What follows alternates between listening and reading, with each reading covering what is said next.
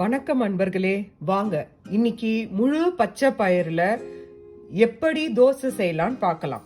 நான் முதல்ல 1/2 கப் பச்சை பயிர் எடுத்திருக்கேன். அதை நீங்கள் என்ன பண்ணுங்க, காலையில் தோசை வேணும்னா நைட்டே ஊற வச்சுடுங்க. அப்படி இல்லைன்னா ஒரு 2 மணி நேரம் இருந்தால் கூட அது ஊறிடும். அந்த மாதிரி எடுத்துக்கோங்க. ஈவினிங் வேணுன்னா ஈவினிங்காக ஊற வச்சு கூட நீங்கள் ஒரு 7 மணிக்கா அரைச்சிக்கலாம். இப்போ இதை நான் ஊற வச்சு எடுத்துக்கிட்டேன்.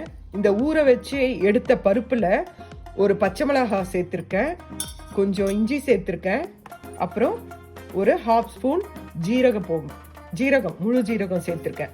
அதுக்கப்புறம் 1 ஸ்பூன் தேங்காய் சேர்த்துக்கோங்க. இதை மிக்சியில் நல்லா கொரப்பாக அரைச்சிக்கோங்க. உங்களுக்கு எப்படி பிடிக்குமோ அந்த மாதிரி இதை அரைச்சிக்கோங்க. ரொம்ப கொரன்னு வேண்டாம், ஓரளவுக்கு நல்லா அரைகிற மாதிரி ஆட்டி எடுத்துக்கோங்க. வாங்க காட்டுறேன். வாங்க, அந்த மாதிரி இருந்த முழு பயிரை நான் அரைச்சி விழுதா கொண்டு வந்துட்டேன். இப்போ என்ன பண்ணுங்க, உங்க வீட்டில் தோசை மாவோ இல்லை இட்லி மாவோ அரைச்சி வச்சிருப்பீங்க இல்லையா, அந்த மாவை நான் இதுல ஒரு 3 கரண்டி அளவுக்கு கொண்டு வந்திருக்கேன். அதுல அந்த மாவை இதுல சேர்த்துக்கோங்க. சேர்த்துட்டு கலக்கி பாருங்க. அந்த கிரீன் கலர் வரும்போது நிறுத்திடுங்க. அதிகமா போட்டா அப்புறமா மாவு தான் நிறைய இருக்கும். அதனால கலக்கி பாருங்க. கலக்கி பார்த்தோன்னே இதுல இன்னும் கொஞ்சம் சேர்த்தா நல்லா இருக்கும்னா சேருங்க. இல்லை இதே அளவு பயிர் ஜாஸ்தியா இருக்கணும், அரிசி மாவு கம்மியா இருக்கணும்னா இந்த மாதிரி பதத்துல இருக்கட்டும். ஆமா, இதுவே எனக்கு போதுமானது. இதுல நீங்க உப்பு தேவைக்கு உப்பை பார்த்துட்டு உப்போட அளவு சரியா இருக்கான்னு, ஆல்ரெடி நம்ம தோசை மாவுல உப்பு போட்டிருப்போம், அதனால உப்பு கரெக்டா இருக்கான்னு செக் பண்ணிக்கோங்க. செக் பண்ணிட்டு இதை தோசை மாவு பதத்துக்கு கரைச்சி வச்சுக்கோங்க. தோசை மாவு பதத்துக்கு கரைச்சி வச்சிங்கன்னா சூப்பராக இருக்கும். தோசை நம்ம வீட்டில் எப்படி நார்மல் தோசை செய்கிற அளவு தான் இதையும் செய்யணும். நல்லா மெலிசாக வரும். அதுக்கேற்ற மாதிரி கரைச்சி வச்சுக்கோங்க. நல்லா டேஸ்டாக இருக்கும்.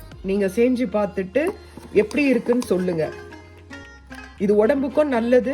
நார்மலாக எப்போவுமே தோசைன்னு சாப்பிட்றதோட இந்த மாதிரி பயிர் வகைகளை யூஸ் பண்ணி அதில் தோசை பண்ணி சாப்பிட்றது ரொம்ப நல்லது. இதில் நான் ஏன் இஞ்சி ஜீராலாம் போட்டிருக்கேன்னா, உங்களுக்கு இது ஜீரண சக்திக்கு உபயோகமாக இருக்கும். அதனால தான் நான் இதில் இஞ்சியும் ஜீரகமும் போட்டிருக்கேன். அதனால உங்களுக்கு எந்த பிரச்சனையும் இருக்காது, ஜீரண பிரச்சனைலாம் இருக்காது, நல்ல ஜீரணமாயிடும். இந்த பாருங்க, இந்த மாதிரி தோசை மாவு பதத்துக்கு கரைச்சி வச்சிங்கன்னா நல்ல சூப்பராக மெலிசா தோசை வரும். இதுக்கு தொட்டுட்டு சாப்பிடணும்னு எந்த சைட் டிஷ்ஷும் தேவையில்லை. வெறுமனையும் சாப்பிடலாம், இல்லை ஊறுகாய் ஏதாவது வீட்டில் இருந்தாலும் சாப்பிடலாம். வேணுன்றவங்க தேங்காய் சட்னி வச்சு சாப்பிடலாம். நல்லா இருக்கும். செஞ்சு பாருங்க. பிடிச்சிருந்தா லைக் பண்ணுங்க, சப்ஸ்கிரைப் பண்ணுங்க. நன்றி, வணக்கம். பாருங்க, இதுதான் அந்த முழு பச்சை பருப்பு போட்டு உங்களுக்கு அரைச்சி காட்டினேன் இல்லைங்களா, அந்த தோசை தான் இது. தோசை பாருங்க, நல்லா மெலிசா இருக்கு பாருங்க. நான் இதை திருப்பி போட்டோன்னே திரும்பி காட்டுறேன். பாருங்க, திருப்பி போட்ட பிறகு தோசை பாருங்க நல்லா செவந்து நல்லா இருக்கு பாருங்க கலரு. இதுதான் முழு பயிறு தோசை, முழு பச்சை பயிறு தோசை. இது ரொம்ப நல்லா இருக்கு, ரொம்ப டேஸ்டியா இருக்கு. வெறுமனே சாப்பிடலாம், ரொம்ப சுவையா இருக்கு. உடல் ஆரோக்கியத்துக்கும் நல்லது. சுகர் இருக்கிறவங்களுக்கும் இது ரொம்ப நல்லது. குழந்தைங்களும் இந்த சுண்டல் அந்த மாதிரி செஞ்சு கொடுத்தா சாப்பிட மாட்டாங்க. நீங்க இந்த மாதிரி செஞ்சு கொடுத்தீங்கன்னா அவங்களுக்கு தேவையான சுண்டல் வகையில் இருக்கிற எல்லா பருப்பும் அவங்க இது மூலியமா நீங்க கொடுத்தீங்கன்னா இது அவங்களுக்கு போய் சேரும். அதனால நீங்க இதை செஞ்சு பார்த்துட்டு எப்படி இருக்குன்னு சொல்லிட்டு கமெண்ட்ல சொல்லுங்க. லைக் பண்ணுங்க, சப்ஸ்கிரைப் பண்ணுங்க.